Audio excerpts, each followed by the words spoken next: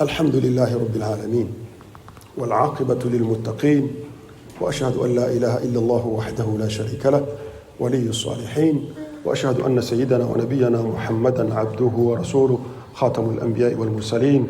Louange à Allah, notre Seigneur, prière, salut et bénédiction sur notre prophète ainsi que sur sa famille et ses compagnons. Chers fidèles, nous vivons aujourd'hui le jour de l'Eid, le jour de Eid al-Fitr.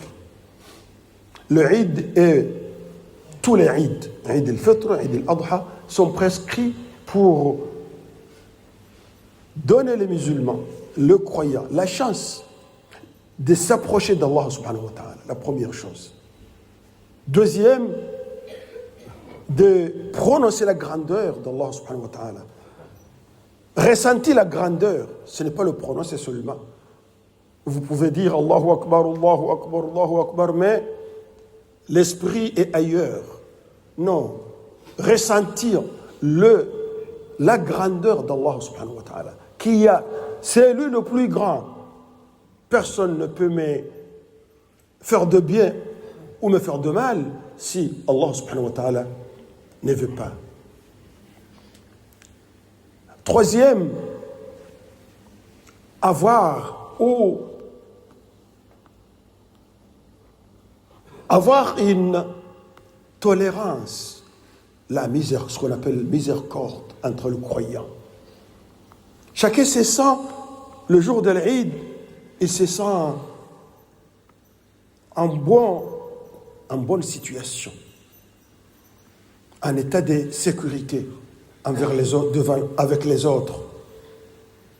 Les pauvres se sentent dans une situation exceptionnelle. Ils trouvent à manger, à boire. C'est la raison pour laquelle les deux Eid al-Fitr et Eid al-Adha, se sont attachés de dépenser ce que vous avez, ce qu'Allah subhanahu wa ta'ala vous a attribué. Eid al-Fitr, il y a les zakat al-Fitr. Eid al-Adha, il y a le sacrifice, al-Udhiyah. Le prophète sallallahu alayhi wa sallam nous a dit, le Eid al-Fitr, il faut faire tout pour que chaque croyant, chaque pauvre, parmi les pauvres croyants, ne se sente pas ce jour-là dans l'humiliation de la pauvreté. Ils ne se sentent pas dans l'humiliation de la pauvreté. Parce que la pauvreté humilie la personne. Quand il se sent qu'il ne peut pas, nous voyons les gens qui sont dans la rue, qu'ils mendient, veulent quelque chose à manger. Mais le jour de l'Eid, il faut les zakat al-Fitr, c'est spécial pour sortir ces gens-là de la rue, de sortir de la rue, les donner à manger, les aider. C'est la raison pour laquelle les zakat al-Fitr, on donne zakat al-Fitr selon la situation de la personne nécessiteuse ou des personnes nécessiteuses. Si le prophète sallallahu alayhi wa sallam a mentionné 6 catégories de nourriture. D'abord, il faut comprendre qu'à l'époque du prophète, l'argent était... il n'y avait pas beaucoup d'argent. Les gens, c'est au contraire. Les gens passaient leur vie en utilisant l'or, à dinar. Dans le désert, il y a beaucoup de gens, quand ils pensent, ils expliquent l'islam, les versets de l'islam, ils regardent seulement le péninsule arabe. Là, il était le prophète. Makkah, Madina, Jidda. C'est comme l'islam était envoyé seulement pour ces gens-là. Allah subhanahu wa ta'ala, il a dit wa ma arsalnaka illa kaffatan linnas bashiran wa nadhira. L'islam est envoyé pour tout le monde. Alors l'intérêt, regardez l'intérêt des pauvres partout. Regardez l'intérêt des pauvres partout. Zakat al-Fitr, c'est pour soulager. Qui encore? Qui encore? Celui? Sortez-le de la mosquée. Allah, des gens comme ça, il faut pas, ne le laissez pas dans la mosquée. Ils ne connaissent pas pourquoi ils sont là. Ils n'écoutent pas. Ils ne réfléchissent pas. Alors regardez, si vous voyez quelqu'un que son téléphone sonne, prenez-le comme ça et sortez-le de la mosquée. Wallahi. Il nous dérange. Il ne se sent pas qu'il est dans la maison d'Allah subhanahu wa ta'ala. Il est prêt de laisser son téléphone sonne et déranger les musulmans. Il ne mérite pas d'être là. Il ne mérite pas de rester dans la mosquée. Ikhwat al-iman. Subhanallah. المؤمن عندما يدخل المسجد يكون مرتاح البال يعني يأتي سبحان الله لماذا الحديث الذي بدأته هنا le hadith que je commençais hadith Qudsi Jalla wa ala notre Seigneur a dit oh mon serviteur Yabna Adam oh fils d'Adam quels que soient tes péchés quelles que soient tes erreurs et si tu viens chez moi tu viens auprès de moi pour me demander pardon je te pardonne. Mais si tu viens vraiment, Allah subhanahu wa ta'ala est prêt à nous pardonner, à nous donner encore. Mais il fait de bêtises ou il ne peut pas? Hein? Mahboul? سبحان الله نسأل الله أن يشفي قلوبنا ويطهر قلوبنا لقد من الله على المؤمنين إذ بعث فيهم رسولا من أنفسهم يتلو عليهم آياته ويزكيهم التزكية يعني التطهير من أمراض النفس. Notre prophète Ibrahim alayhi salam, ça on va parler, parmi le prophète, qu'est-ce qu'il disait? إنما بعثت لأتمم مكارم الأخلاق. Les bons comportements. Le bon comportement. Il n'y a pas un islam sans de bons comportements. Alors, le Eid, chaque Eid est rapporté à chaque croyant la foi, la miséricorde, l'amour, la solidarité. Aujourd'hui, c'est la solidarité avec le pauvre.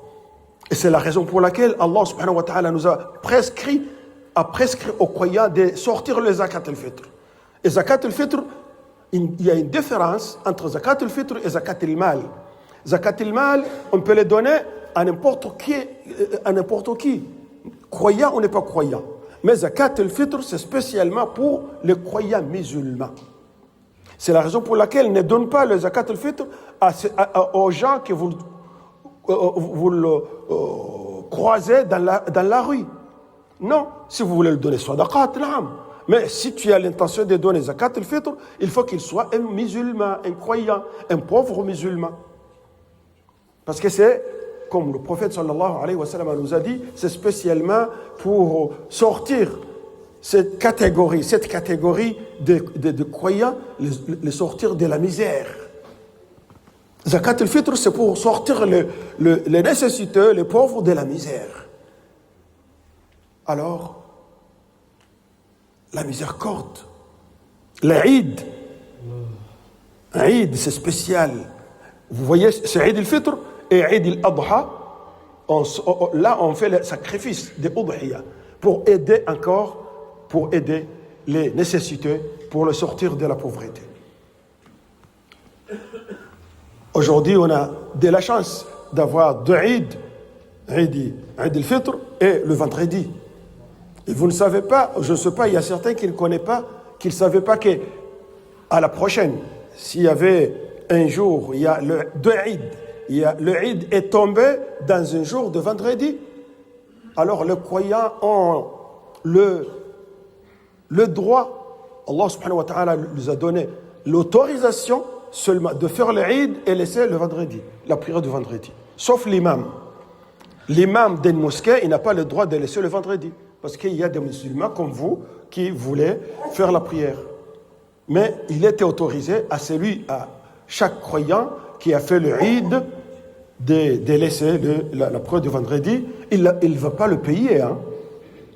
Il va faire seulement le salat al-dhuhr.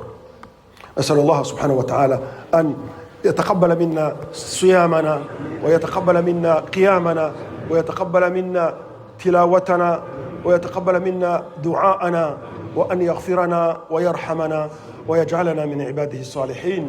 اللهم لا تدع لنا في هذا اليوم ذنبا إلا غفرته ولا هما إلا فرجته ولا عيبا إلا سترته ولا مريضا إلا شفيته ولا مظلوما إلا نصرته ولا مكسورا إلا جبرته ولا ضالا إلا هديته ولا فقيرا إلا أغنيته ولا ميتا إلا رحمته ولا حاجة هي لك رضا إلا قضيتها ويسرتها برحمتك يا أرحم الراحمين. اللهم ارحم عبادك المدافعين عن دينك في كل مكان وارحم عبادك المستضعفين في كل مكان وارحم عبادك المدافعين عن ديار الإسلام في كل مكان. اللهم اربط على قلوبهم، اللهم اجمع كلمتهم، اللهم وحد صفوفهم، اللهم انصرهم على أعدائك وأعدائهم. اللهم إنهم عراة فاكسهم، اللهم إنهم جائعون فأطعمهم، إنك على كل شيء قدير. ألا فصلوا وسلموا على من أمركم الله بالصلاة والسلام عليه، فقال تعالى: إن الله وملائكته يصلون على النبي يا أيها الذين آمنوا صلوا عليه وسلموا تسليما. اللهم صل على محمد وعلى آل محمد كما صليت على إبراهيم وعلى آل إبراهيم، وبارك على محمد وعلى آل محمد كما باركت على إبراهيم وعلى آل إبراهيم في العالمين إنك حميد مجيد. وارض اللهم عن أصحاب رسول الله من المهاجرين والأنصار، وارض اللهم عن أزواجه الطاهرات أمهات المؤمنين وعمن تبعهم بإحسان إلى يوم الدين. Je vous rappelle un hadith important de Sayyidina Omar ibn al-Khattab. Le prophète sallallahu alayhi wa sallam, il a dit: Man akala al-thawm, man akala al-thawm wal-kurrath fala yaqrabanna masjidana. Celui qui a mangé l'ail et poireau n'entre pas dans la mosquée. Alors un jour, Omar ibn al-Khattab, il était dans le minbar, radiyallahu anhu. Alors il a senti l'odeur de l'ail. Il a dit: هذا الرجل اخرجوه إلى البقيع. Sortez cette personne vers le cimetière. Omar ibn al-Khattab. Ça veut dire que la personne qui dérange le musulman dans une mosquée, on a le droit de l'expulser. On a le droit de l'expulser. C'est lui qui dérange les musulmans. Il dérange leur foi, il dérange leur acte d'adoration. Ils sont là pour gagner la miséricorde d'Allah subhanahu wa ta'ala. Il faut que l'esprit soit tranquille. اللهم اغفر للمؤمنين والمؤمنات والمسلمين والمسلمات الأحياء منهم والأموات إنك سميع مجيب الدعوات يا رب العالمين. عباد الله، إن الله يأمر بالعدل والإحسان وإيتاء ذي القربى وينهى عن الفحشاء والمنكر والبغي يعظكم لعلكم تذكرون. فاذكروا الله يذكركم واشكروه على نعمه يزدكم واسألوه من فضله يعطيكم ولذكر الله أكبر والله يعلم ما تصنعون. وقوموا إلى صلاتكم يرحمكم الله.